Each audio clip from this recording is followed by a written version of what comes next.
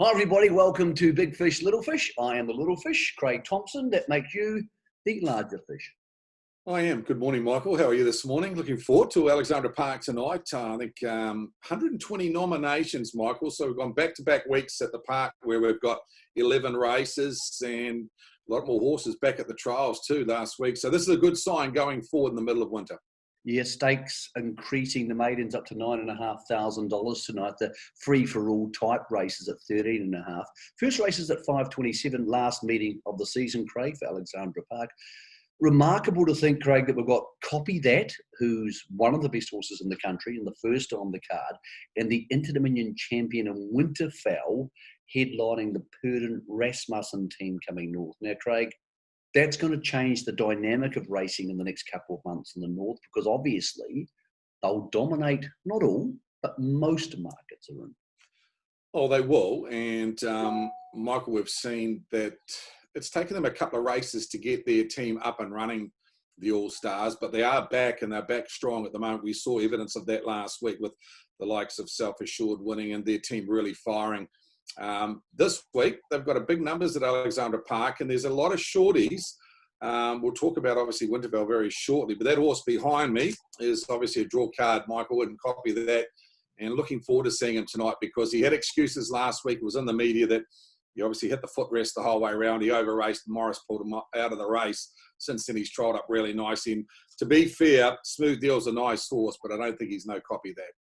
No, that's a great pick, that pick behind you from the Inter-Dominion Carnival back in December. That's the first on the card, so Copy That draws the outside of the front line, Craig, but there's only 5 in the race. Spoke to Ray Green yesterday after that workout last Friday where he beat Barry Purdon's open class horses.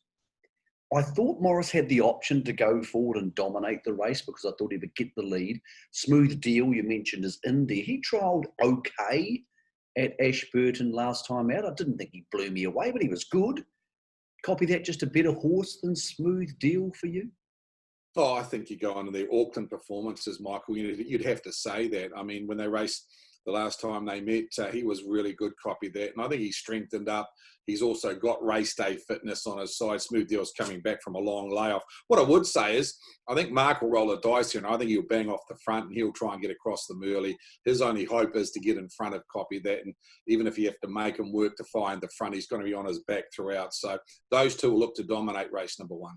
Totally different type of race is race 5. Winterfell is back, the Inter-Dominion champion. 7 starts Alexandra Park, 6 wins, but, and it's a big but, 55 metres behind. You and I were talking the other night, not many in the time we've been going to the park have won from 55 behind. In fact, the only horse I could find who did it twice this millennium was Natural Glow, way back in 2000. Not a strong field tonight, Craig, so he could win.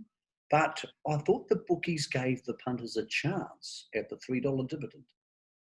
They did. I couldn't take it, Michael. I mean, a couple of reasons why is I think the pattern of the race is there's a lot of horses here that can run off the front. So if we're looking at statistics, if you're running 330, 329 off the front, Winterfell's got to trot 325 to win that. And he can do that, but he's more likely doing it if he's getting a cart into the race or he's on the speed.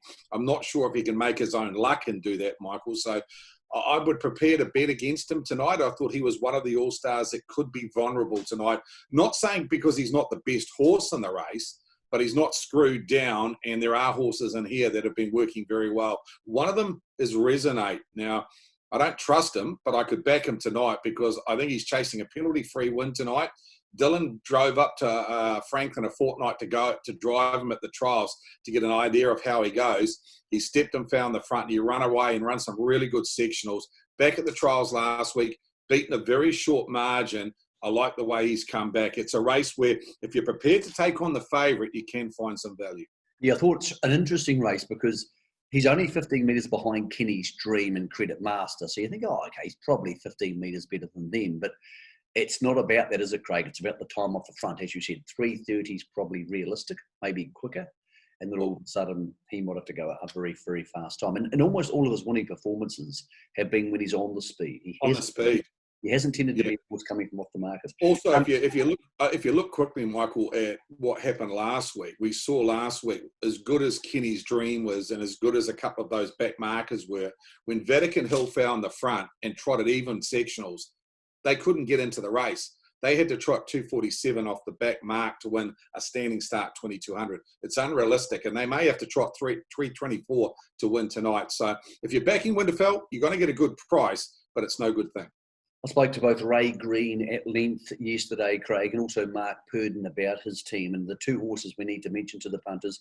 Race 6, Ray was really keen on Tommy Lincoln, good enough to lead the Derby. He thought Barrier 1 suited the horse far better. Short odds, but it might help you multi on the last Alexandra Park meeting of the season. And Mark Purdon really keen on Year Baby in the last, where, Craig, I don't think it meets a superstar field. So those two, races 6 and 11, two you would consider adding into your multi or advising our viewers to add into theirs?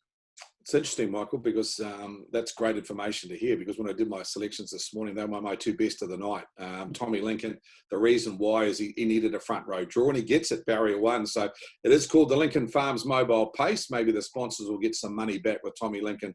I think he'll lead and he should get home. And Year Babies look very good down south in some very hot trial fields, Michael, where the horses that have finished in behind her at the trials have gone on to win. So to answer your question, I think one's 175, one's 150. I know they're short, but add it to your multis if you like something else in the night. Okay, what else have you found for the last Alexandra Park meeting of this crazy, wacky season? Two horses I'll give you, one at a nice each-way price and one at a little bit of value. Very keen on James Stormont's maiden going around in race number 9 called Royal Essence. She came out of a couple of young guns heats at the beginning of the season behind some very smart types, including Mr. Fantastic. Very quiet run at the trials of the day. Barrier 1 in a field that's not overly strong, Michael, and she's $5. I'm very keen on her tonight. I don't think the $5 will last. And the trotter that I clocked going at Auckland a fortnight ago that blew me away with the sectionals that it ran, because I had to go back and actually do it 2 times. Uncle Louis. Now, Don't start. Dear God, I've backed it 3 starts in a row, Craig. Go again. No, I know, but seriously, I agree with you. I'm going to back it again, but it's now getting to the stage where I'm going to start abusing Uncle Louis on social media. I know he probably doesn't have Facebook, but I'm going to abuse him anyway. Well, he's a horse, Michael, I couldn't back at $4, but he is $10 tonight, and he trotted a half in 56.6 at that meeting last week what I'm talking to you about. And he trotted a 27 quarter to do it. Not many trotters. I know no maiden trotters that do that lately. So, hey, I know he's a risk, but we like to find something at value for big fish, little fish, and he's at value. But that trial of his 3 starts ago, so about 4 weeks ago at Pukekohe, I thought he'll just win a maiden race. First start, just galloped straight away. Second start, got away, was trotting, then galloped. The problem is, Craig, he keeps drawing Barrier 1. Well, I actually like him about 7 or 8 because he's a monster out further on the track. But I agree with you. I'm going to go again tonight at $10, but it's a relationship which is doing my head in. But you're right. The big divvies do help with a lot of shorties for the night. Craig, I'll see you at Alexandra Park tonight for what should be a truckload of fun.